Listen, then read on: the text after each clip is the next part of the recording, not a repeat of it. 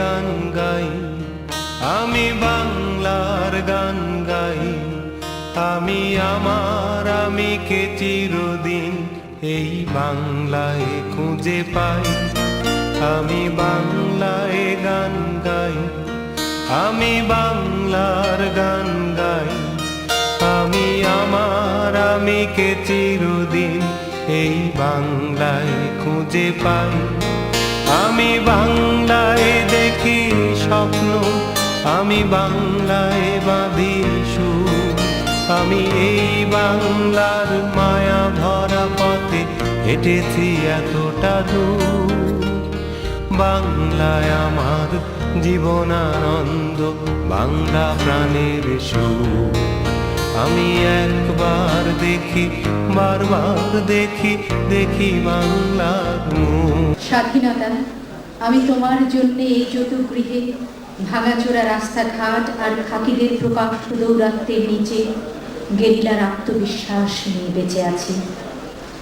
সুধীবৃন্দ, আমাদের এবারের বক্তা মাজহারুল হক বাকি, ছাত্রলীগের প্রাক্তন সাধারণ সম্পাদক, মুক্তিযুদ্ধে নেতৃত্ব দিয়েছেন, ছাত্রলীগের প্রাক্তন সাধারণ সভাপতি এবং মুক্তিযুদ্ধে তিনি নেতৃত্ব দিয়েছেন। মাজহারুল হক বাকি।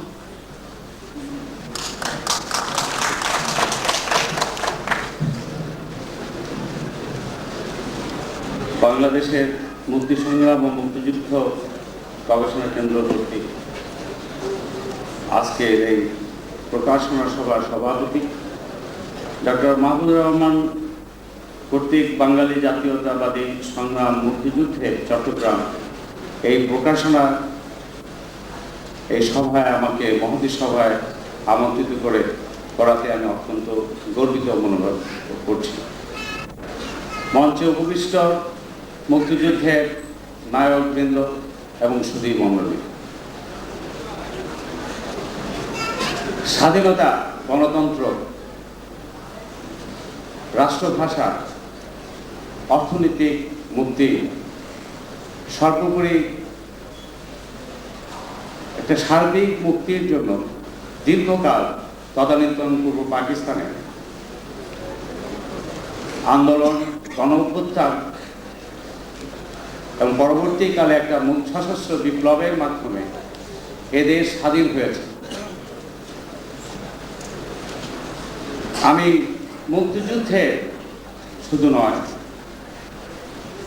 এই দীর্ঘকাল আন্দোলনে যারা শহীদ হয়েছেন তাদের আত্মার মাগফিরাত কামনা করি এবং তদানীন্তন পূর্ব পাকিস্তানে যে লক্ষ লক্ষ নেতৃবৃন্দ এবং কর্মী নিজেদের জীবনকে আত্মোৎসর্গ করে যে নিবেদিত প্রাণে দেশের জন্য কাজ করছেন, যারা আজও হয়ে আছেন, তাদের প্রতি শ্রদ্ধা জ্ঞাপন। আজকে যেখানে মুক্তিযুদ্ধের চেতনার অবলব্ধি হয়েছে, মুক্তিযুদ্ধের যোদ্ধাদের কথা বলা বিপজ্জনক, মুক্তিযুদ্ধের মা নেতৃত্বে মুক্তিযুদ্ধের কথা প্রোগ্রাম করতে গেলে যেখানে পুলিশ বাহিনী যে তাকে আঘাত হানছে, সেই যুগে আজকে সেই সময়ে স্বাধীনতার 22 বছর পরে একটা প্রকাশনার সভায় এসে আমার স্মৃতিচারণের চেয়েও বর্তমান জিনিসটিকে যেন বর্তমান প্রেক্ষাপটে আমার অনেক কিছু বলার ইচ্ছা রাখে। মূলতভাবে 1958 সালের মার্শাল্লাহ থেকে 67 সাল পর্যন্ত আমার ছাত্র জীবন ছিল। আমি অতীতের মার্শাল্লাহর ইতিহাস বলবো না। রাজশাহী বিশ্ববিদ্যালয়ের প্রাক্তন যে একজন শিক্ষক এখানে রয়েছেন, আমি জিন্না হলে ছিলাম সেই সময় 63 সনে পাকিস্তান মাঠে তদানীন্তন পূর্ব পাকিস্তান ছাত্রলীগের বার্ষিক সম্মেলন ছিল। আন্দোলনের পরে, আইয়ুবের বিরোধী আন্দোলনের পরে সব নেতৃবৃন্দ জেলে থেকে বেরিয়েছেন। ছাত্রলীগের প্রথম সেই 57-এর পরে থেকে প্রথম সম্মেলন। সেই সম্মেলনের প্রধান অতিথি ছিলেন বিচারপতি জাস্টিস ইব্রাহিম, যার নাম একটু আগে নূর আলম জি সাহেব নিয়েছেন। অনেকে অনেক কথা বলেন, অনেকে অনেক কিছু স্বপ্ন দেখেন, কিন্তু প্রকাশ্যে একটা সমাবেশে এই প্রথম ব্যক্তি যার কথা কাছ থেকে আমি প্রথম পূর্ব পাকিস্তানকে স্বাধীন করার কথা আমি একটা সম্মেলনের মাধ্যমে প্রথম শুনেছিলাম। ইতিহাস এবং তখন সেদিন শাহ মুয়াজ্জেম সাহেব প্রেসিডেন্ট ছিলেন। ওই সম্মেলনে আমাকে বোধহয় ভাইস প্রেসিডেন্ট করা হয়েছিল, সিরাজুল খান জেনারেল সেক্রেটারি। পরবর্তীকালে 1964-এ রাকসুর নির্বাচন হলো, ডাকসু নির্বাচন হলো। রাকসু এবং ডাকসুতে কনভোকেশনে মুনায়েম খানের আসার কথা, আইয়ুবের আমলের গভর্নর।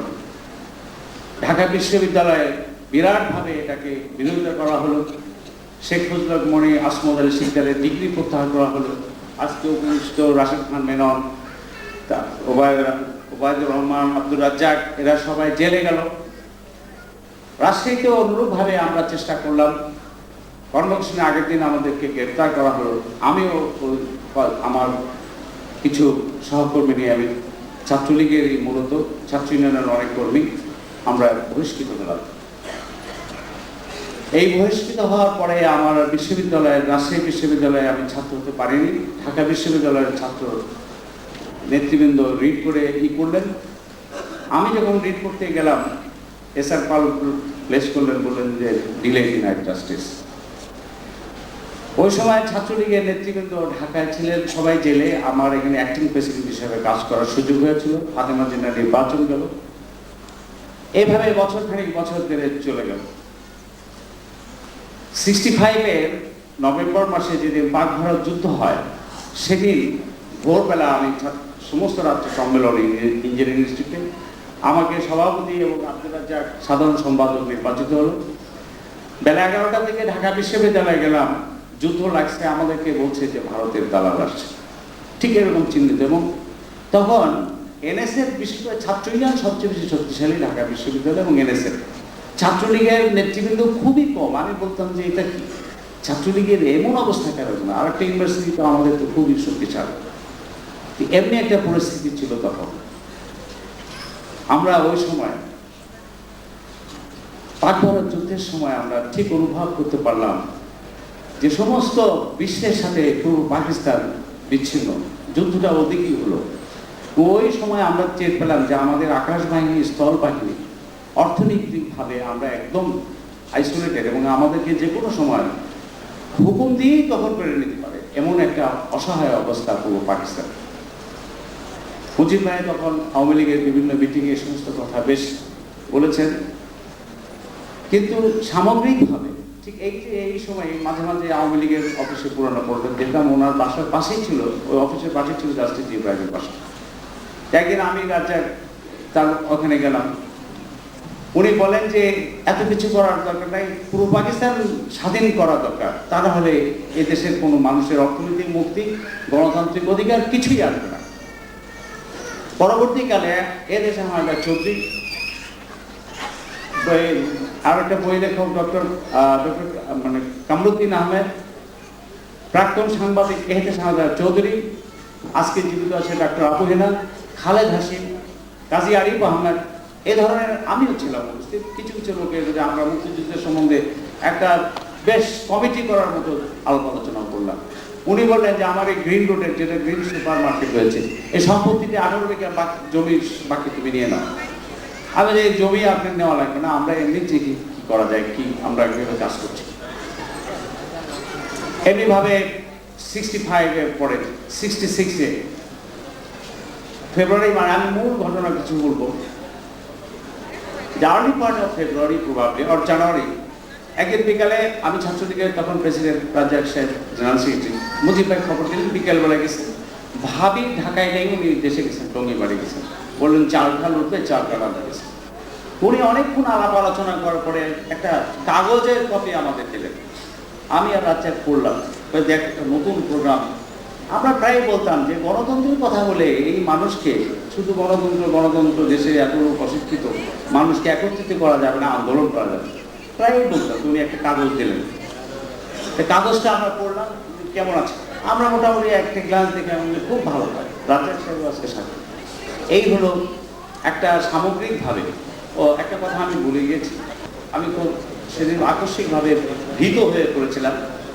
21শে ফেব্রুয়ারি 66-এর 21শে ফেব্রুয়ারি রাত্রে, মানে 20শে ফেব্রুয়ারি রাত্রে হঠাৎ মুজিব ভাই আমাকে আর রাত্রে একটা খবর দিলেন বিকেলে। রাত্রে ওনার বাসায় গেছি, বলে যে এরকম টিএনটির এক অপারেটর বলেছে যে আয়ু মনে হয় কথাবার্তা হয়েছে, তোমাদের দুজনের একটু সাবধান থাকতে হবে। তখন সদবা অ্যানাউন্স হয়ে গেছে তোমাদের জীবনের প্রতি হুমকি থাকতে হবে। তখন এনএসএফ ঢাকা শহরে ঢাকা বিশ্ববিদ্যালয়ে পেশ করলাম। আমি কিছু লোকজন বলে দেবো তো এই করবো, এরকমও হুমকির সম্মুখীন হয়ে আমাদের তখন কাজ করতে হয়েছে। এর পরবর্তীকালের ইতিহাস অনেকেই বলেছেন, মুক্তিযুদ্ধের মানে আপনার পরবর্তী 7ই জুনের ঘটনাটা আমার একটু বলা দরকার। সেদিন 7ই জুনের এই দিবানিশির আমি একটা আর্টিকেল নিয়েছি। 7ই জুনটা মূলত আওয়ামী লীগ এবং ছাত্রলীগেরই এককভাবে ছিল, কিছু শ্রমিক নেতৃত্বের সমর্থন করেছেন। আমি সেদিন দেখলাম এক গত বছর পত্রিকায় দেখলাম কোন দৈনিক বাংলা না লিখেছেন কোন মিয়া নারায়ণগঞ্জে নিহত হয়েছে। এদের তো কোনো ঘটনা জানা নেই, সেটা ছিল অ্যাকচুয়ালি ফেসগান। 7ই জুনের পরে মুজিব ভাইকে ওই সময় জেলে 7ই জুনে উনি বলে গিয়েছিলেন যে যদি মুভমেন্ট কন্টিনিউ করার সময় যদি অসুবিধা হয়, এর পরবর্তীকালে যে তুমি ডক্টর আবু মোহাম্মদের বাসায় আমাদের বলছেন যে স্যারের সাথে আলাপ আলোচনা করো, তোমরা সবাই মিলে। 7ই জুনের পরে যে জুলুম নির্যাতন অত্যাচার, আমরা মুভমেন্ট আগে নিতে পারি না, ওয়ারেন্ট সবের নামে গুলিয়া বেরোতে পারি না। স্যারের ওখানে কিছু কিছু নেতৃবৃন্দের, প্রগতিশীল নেতৃবৃন্দের সমাবেশ হয়েছিল। ওখানে একজন মৃত্যু হয়েছে, আমাদের দোয়া ভাই, উনি তো মরে গেছেন। আমি জানি তার হায়াত তার ভেস্টনশ্রী উনি বলেন 7ই জুন কোনো হরতালই হবে না। ঢাকা ইউনিভার্সিটির ডক্টর, উনি মারা গেছেন মুক্তিযুদ্ধের সময়। এক ডাক্তার ছিলেন মোখলেস সাহেব, উনি ছিলেন, মতিন সাহেব ছিলেন, আব্দুল হক সাহেব ছিলেন। আমাদেরকে আমি সিরাজুল খান, আব্দুর রাজ্জাক, মণি ভাই ছিলাম। কয়েকটা সিটিং দিয়ে মুভমেন্ট আগায় নেওয়া যায় না। পরবর্তীকালে ঘটনা শুনেছেন যে পশ্চিম পাকিস্তানে আন্দোলন আরম্ভ হলো, এদেশে আগরতলা কেস আরম্ভ হলো এবং 11 দফা হলো, ডাক হলো, এক ঐক্যবদ্ধ আন্দোলনের মাধ্যমে সংগ্রাম হলো 69-এর বিপ্লব। এরপরে আইয়ুবের মার্শাল অপসারণ, নির্বাচনের আওয়ামী লীগের নিরঙ্কুশ জয়লাভ। এই জয়লাভের আগে আরেকটা জিনিস চিহ্নিত হয়েছে, ওই সময় যে দক্ষিণে আমাদের সমুদ্রের পাড়ে যে জলোচ্ছ্বাসে এত লোক মারা গেল, 4 দিন 5 দিন কোনো খবরই নেই। মানুষকে কিভাবে প্রভাবিত করে এবং বাঙালি জাতীয়তাবাদের দিকে কিভাবে আকৃষ্ট করে কোনো খবরই নেই। পরবর্তীকালে বিদেশ থেকে খবর পাওয়ার পরে শোনা গেল এত লক্ষ লোক মারা গিয়েছে, এক্সাক্ট ফিগার আমি বলতে পারবো না। এরপরে মানুষ মোটামুটি ডিটারমাইন্ড হয়ে গেল যে এই 6 দফার সপক্ষে শক্তি বাঙালি জাতীয়তাবাদের যে ধারক বাহক এবং নেতৃত্ব দিচ্ছে এই আওয়ামী লীগকে আমরা একমাত্র ভোট দিব। যে বাংলাদেশে সেইবার যে একক সংখ্যার নিরঙ্কুশ সংখ্যাগরিষ্ঠ 98% ভোট আওয়ামী লীগ পেয়েছে। এই হলো একটা ব্যাকগ্রাউন্ড। এরপরে তো মুক্তিযুদ্ধের ইতিহাস টুকিটাকি সমস্ত আছে, মুক্তিযুদ্ধের সশস্ত্র বিপ্লব হয়েছে। কাজে আজকের এই যে প্রচেষ্টা, একটা মহৎ প্রচেষ্টা। আমি মনে করি এখানে অনেক জাতীয়, আজকের রাজনীতিতে অনেক জাতীয় নেতৃবৃন্দ আছেন, সংসদ সদস্য আছেন, বাংলা একাডেমি বিদেশের অনেক নাটক, অনেক ভলিউমের বহু জিনিস নাটক নোবেল অনুকরণ করেছেন।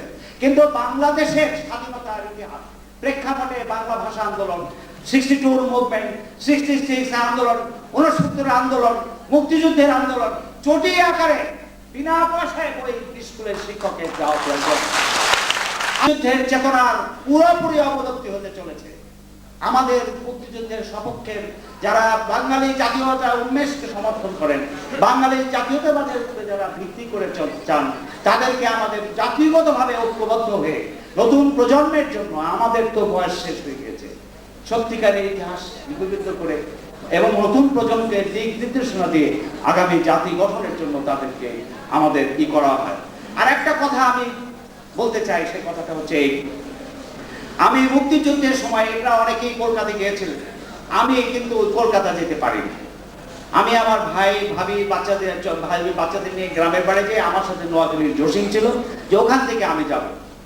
ওখানে যে আমি অসুখ হয়ে পড়লাম, শিবচর থানায় এবং অন্যান্য কিছু লোক ছেলে, হায়াত ছিল তখন এসডিও, হায়াত আমার জানাশোনার ছেলে, এসডিও, তার থ্রুতে আমি কিছু ছেলে সব স্টুয়ার্ট মুজিব এদেরকেও পাকিস্তান ইন্ডিয়া পাঠানো হলো ট্রেনিং।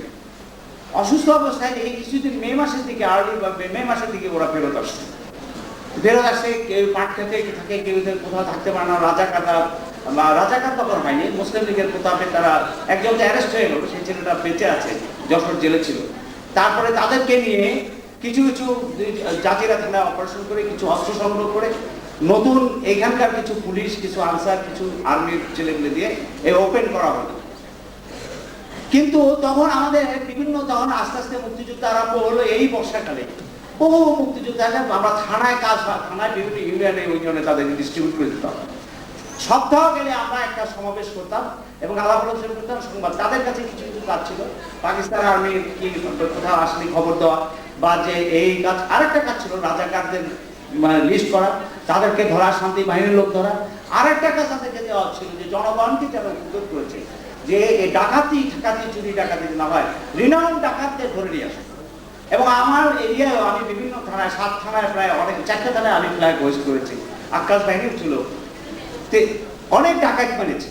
আমি সেদিন বলছিলাম, সবাই বলেছি যে সেদিন আমরা ডাকাতকে মেরে মনে করলাম দেশে ডাকাতি চুরি ডাকাতি বন্ধ হয়ে গেল। কিন্তু আজকে আমি দেখছি যে ঢাকা শহরে এই সন্ত্রাস, এই ডাকাতি, এদের অভিশাপেই তো হচ্ছে। আজকে সমস্ত জাতি এই সন্ত্রাসের জিম্মি।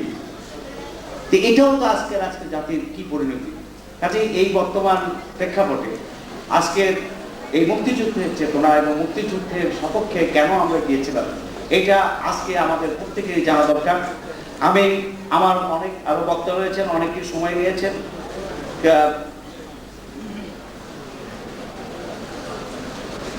আপনাদের অশেষ ধন্যবাদ। আমার এই বক্তব্যে যদি কারো কোনো মনে ব্যথা থাকে তাতে আমি ক্ষমা প্রার্থী। কিন্তু আমার মনের অভিব্যক্তি যে সত্যিকারের ইতিহাস এবং মুক্তিযুদ্ধ ছাড়া, বাংলাদেশ স্বাধীন করা ছাড়া তখন বাঙালি জাতির কাছে দ্বিতীয় কোনো ব্যবস্থা ছিল না। আমি বাংলায় গান গাই, আমি বাংলার গান গাই, আমি আমিকে চিরদিন এই বাংলায় খুঁজে পাই।